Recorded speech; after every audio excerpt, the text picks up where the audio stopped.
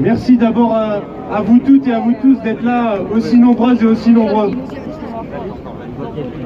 Pour le parlementaire que je suis, qui a suivi les débats pendant 5 jours, jusque de la nuit de vendredi à samedi, à 5h57 du matin pour défendre les derniers amendements contre ce projet de loi, vous ne vous rendez pas compte ô combien c'est important qu'on puisse se retrouver tous ensemble, nombreuses, nombreux, face à cette attaque ignoble contre nos libertés.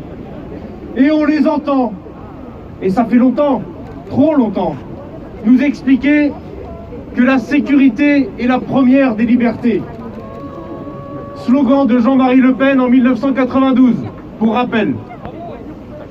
La sécurité n'est pas la première des libertés. La sécurité n'est pas une liberté. Point. Ça n'a rien à voir. Bien sûr qu'il y a le droit à la sécurité. Et il y a aussi le droit à la liberté.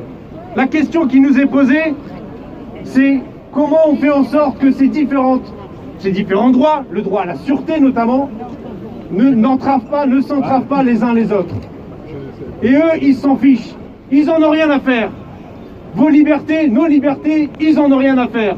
Que vous soyez en manifestation, que vous soyez dans un studio d'enregistrement, que vous soyez une personne exilée, que vous soyez un inconnu contrôlé ici dans le métro, là-bas ailleurs, ils en ont rien à faire. Et quand je dis ils, je ne parle même pas des policiers. Je parle de tous les responsables politiques qui couvrent et continuent de couvrir ces manquements ignobles et abjects à la déontologie et à la loi. Et à la loi. Ce que nous apprenons depuis ce matin, c'est qu'avec l'interpellation de Michel, ce producteur de musique, il y a eu des remontées d'informations en interne à la préfecture de police, dès le soir même de l'interpellation. Le préfet de police savait, le préfet allemand doit partir.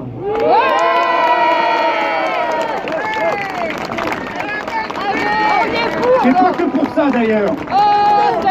Darmanin savait. Darmanin savait. Il savait déjà tout depuis la place de la République l'autre soir. Parce que à qui croyez-vous que téléphone le préfet allemand quand il se passe une manifestation dans laquelle il y a des parlementaires?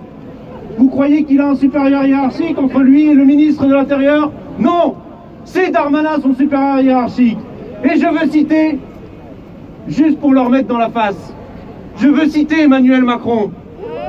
Dans sa campagne présidentielle de 2017 sur le plateau de Quotidien, vous rechercherez sur votre moteur de recherche, c'est savoureux vu d'aujourd'hui, ou malheureux ou triste, ça dépend le point de vue duquel on se place.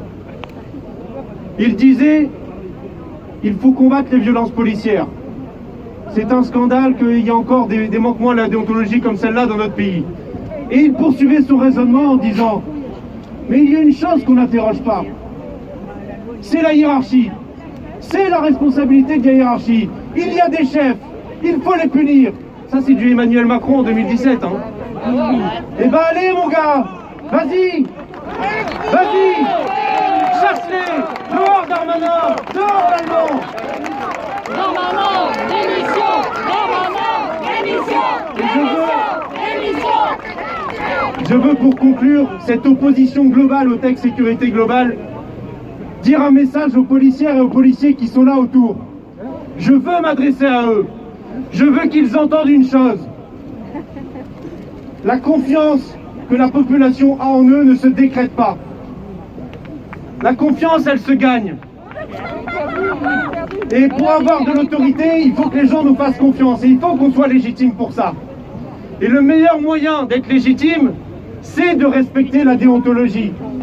Mesdames, messieurs les policières et les policiers, le contrôle de votre activité et le fait que ceux qui manquent à la déontologie soient sanctionnés, c'est dans votre intérêt. C'est dans votre intérêt. Ne l'oubliez jamais.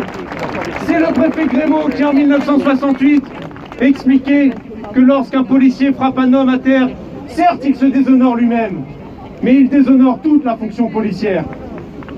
Alors, je veux le dire, oui, La République, elle est ici, elle n'est pas dans le camp de la majorité et du président de la République. Bravo. Merci.